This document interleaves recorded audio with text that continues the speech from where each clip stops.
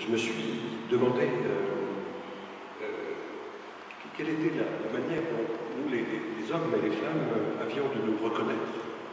Sinon, en essayant de désigner les lieux, en essayant de désigner les êtres. Et quand je m'essaye à aborder la question sous cet angle, je pense à Sartre, qui, à propos de la question juive, nous rappelle que le juif est désigné dans le regard de l'autre. Et je fais le lien aujourd'hui avec, s'agissant de l'eau, ça me vient en association d'idées, je fais le lien avec une partie des juifs d'aujourd'hui qui sont ceux qu'on appelle les damnés de la mer.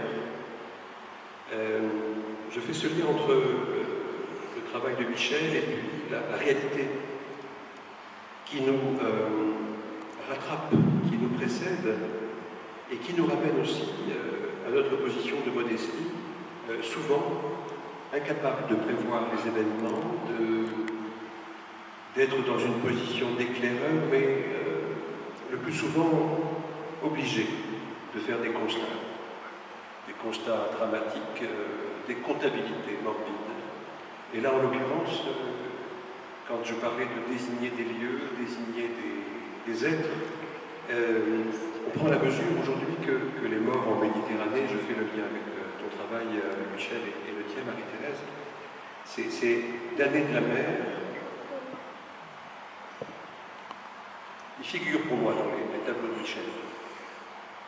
Ils figurent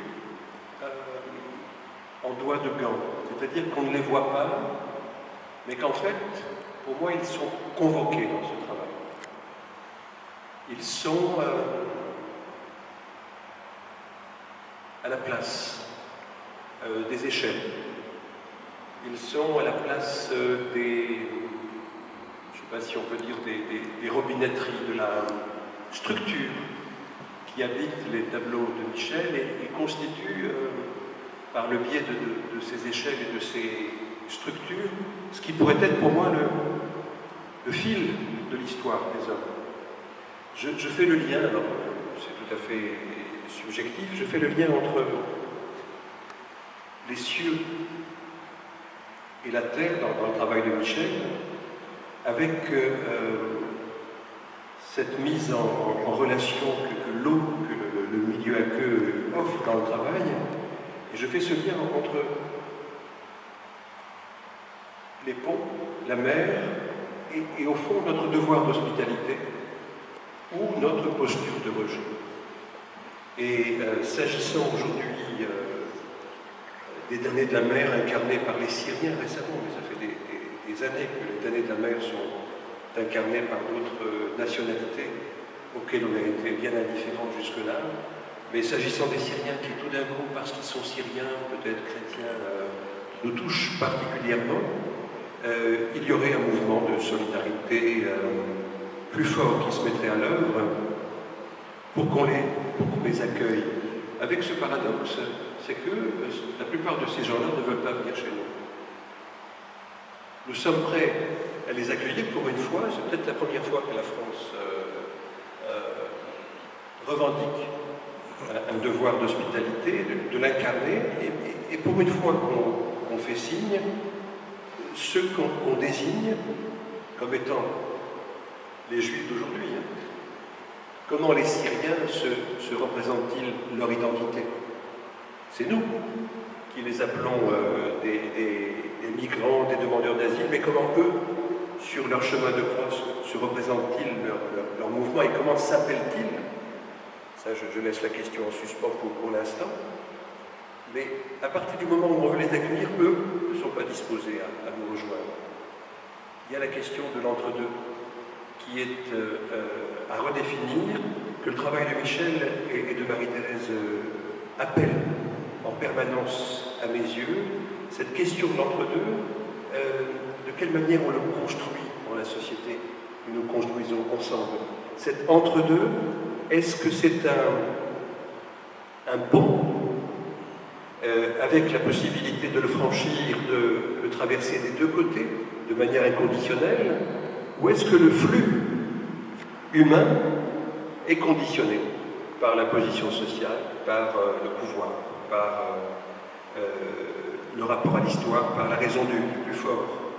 Et donc le travail que vous faites pour moi est un encouragement à essayer d'adopter une position plus précise, plus ferme par rapport à l'usage des lieux.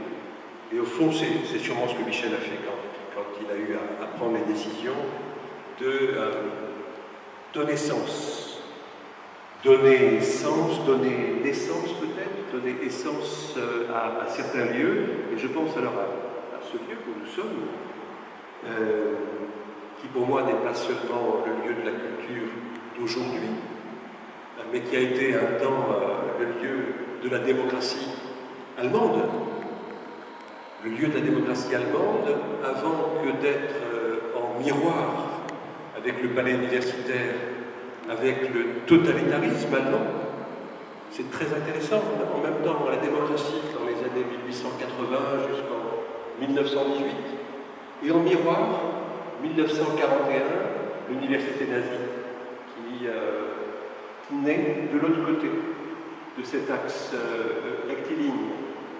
En quelques années, en 50 ans, on passe de la démocratie au totalitarisme. C'est très très déconcertant et en même temps très, très intéressant.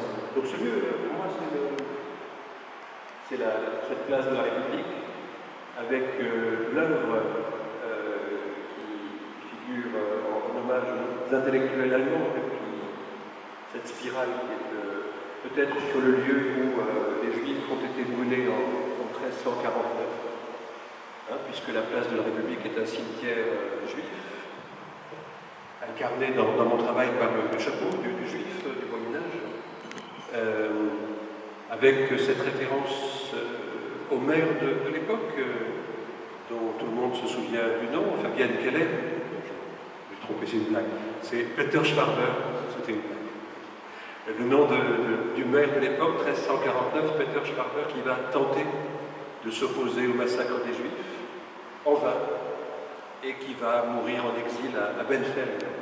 Donc pour moi, ce lieu, cette exposition, c'est Peter Schwarber aussi. C'est ce nom que la mémoire collective avait oublié et qu'on peut ramener de manière subjective à la mémoire. Pourquoi Peter Schwarber plutôt qu'un autre? Mais pourquoi pas cet homme qui a tenté de protéger les Juifs de sa ville par l'égalisme, non pas parce qu'il était juste avant l'heure, mais parce que, élu à la fonction de maire, il se devait de protéger les citoyens de Strasbourg, dont les Juifs. Il a échoué, la mémoire collective a oublié cet épisode, prémonitoire, selon moi, de ce qui annonçait le totalitarisme nazi. Et il y a, au niveau du rapport à l'histoire, un pont.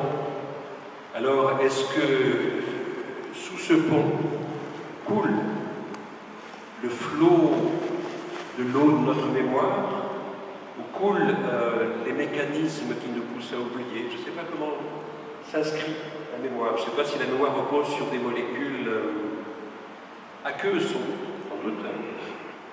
Monsieur Mandel nous guiderait sans doute mieux que moi, mais au fond, qu'est-ce qui est la structure, la matrice de la mémoire ou celle de l'oubli? Qu'est-ce qui fait qu'en tant qu'homme, et de quelle manière l'art peut-il nous influencer dans ce sens? Qu'est-ce qui fait qu'en tant qu'homme, on aura tendance à décider de se souvenir ou d'oublier? Et quelles sont les fonctions à ce moment-là du souvenir et les fonctions de l'oubli? On le voit aujourd'hui, ce pont, j'évoquais 1349 et 1933, dans les deux cas de figure.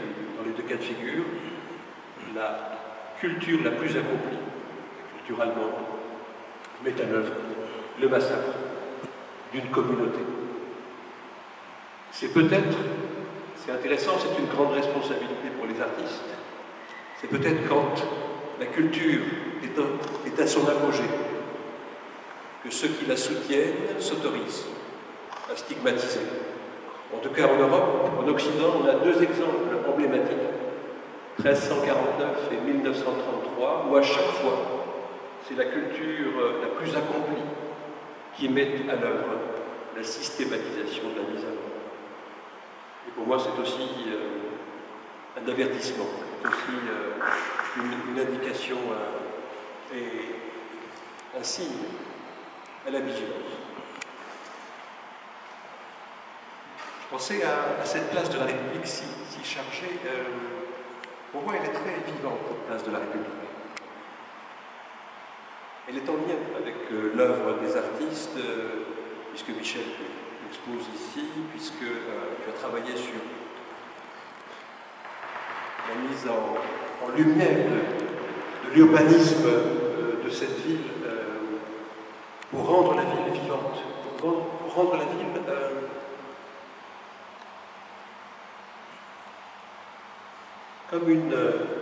comme une fiancée, on dirait, chez les Juifs. Hein. C'est-à-dire, ça me fait penser que la ville peut être la fiancée de l'homme, peut être, on dit, la Kala, la fiancée de l'homme. Peut-être que la question de nos territoires perdus, aujourd'hui, ces banlieues abandonnées à leur sort, peut-être qu'elle mériterait aussi de réinterroger la place de l'art dans la cité et la place de ces ponts à jeter entre les lieux de la cité.